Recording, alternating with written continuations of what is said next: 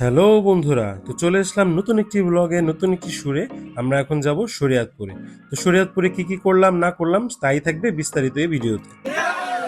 প্রথমত আমরা পদ্মা সেতুতে টোল দিলাম, টোল দিয়ে আমাদের যাত্রা শুরু করলাম।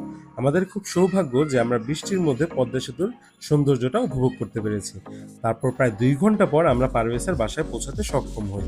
তো আমরা যেহেতু খুব টায়ার্ড ছিলাম, তো আমাদের প্ল্যান ছিল এখন খাওয়া দাওয়ার। কি খাওয়া যায়?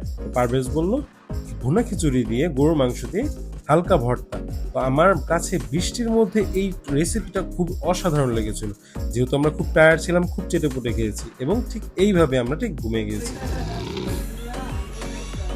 পরবর্তী দিন সকালে আমরা যখন এরকম একটা মনোমুগ্ধকর দৃশ্য দেখে উঠলাম, তখন আমাদের মাথায় প্ল্যান চটে গেল যে আমরা মিষ্টি খাবো এবং রাতে বারবিকিউ প্ল্যান করবো। তো যেই বলা সেই কাজ, আমরা চলে গেলাম নানটু মিষ্টান্ন ভান্ডারে। এরকম গরম গরম মিষ্টি দেখে আমরা আসলে লোভ সামলাতে পারিনি। আমরা প্রায় কারাকারি করে যে যার মতো খেয়ে নিলাম এবং টেস্টটা ছিল অসাধারণ। পরবর্তী ভিডিওগুলোতে আমি দিয়ে দিব মিষ্টিগুলো খেতে কেমন লেগেছিল। তো এখন আমরা চলে গেলাম বাজারে মুরগি কিনতে এবং মশলা কিনতে। তো আমরা মুরগি কিনলাম 8 কেজির মতো এবং মশলা কিনে নিলাম। পরবর্তীতে আমরা মাটিতে টিন বিছিয়ে নিলাম যাতে করে বারবিকিউটা খুব দ্রুত হয়, এবং হয়েছিল তাই। আমরা খুব মজা করে বারবিকিউটা এনজয় করেছি এবং খুব ভালোভাবে খেয়েছি। পরবর্তী দিনের জন্য চলে যাই আবার। এই বৃষ্টি ভেজা দিনগুলোতে আমরা বারবিকিউ করেছি, খিচুড়ি খেয়েছি, মিষ্টি খেয়েছি, বাদ বাকি কি রইল? গরম গরম ভাত।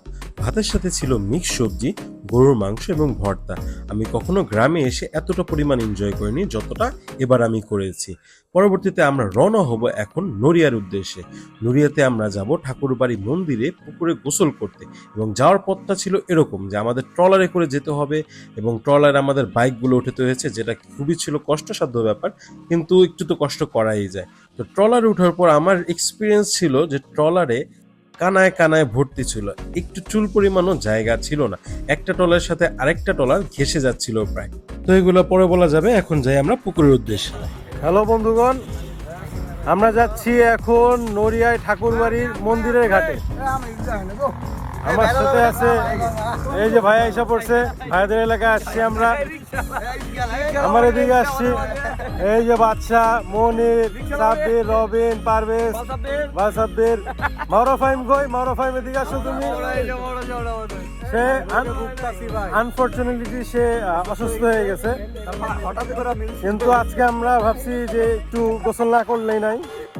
তো ঠাকুরবাড়ি মন্দিরের পুকুর ঘাটের এন্ট্রান্সটা ছিল এরকম, এনভায়রনমেন্টটা খুবই ফ্রেন্ডলি ছিল। একবারে স্বচ্ছ আকাশের নিচে আমরা গোসল করেছি এবং খুবই এনজয় করেছি। তো বন্ধুরা, পুকুরে গোসল করা তো শেষ, তাহলে এখন কোথায় যাওয়া যায়? চলে যাই আমরা আজমেরি গেটে, যেটা অবস্থিত হচ্ছে শরীয়তপুরে।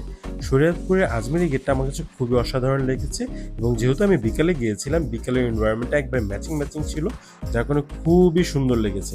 এনভায়রনমেন্টটা একবারে ফ্রেন্ডলি ছিল এবং মাইন্ড রিফ্রেশিং একটা ব্যাপার ছিল। কিন্তু কিছু নিষেধাজ্ঞার কারণে আমি ভিতরে কোনো ছবি অথবা ভিডিও করতে পারি নাই, এটার জন্য আমি খুবই দুঃখিত।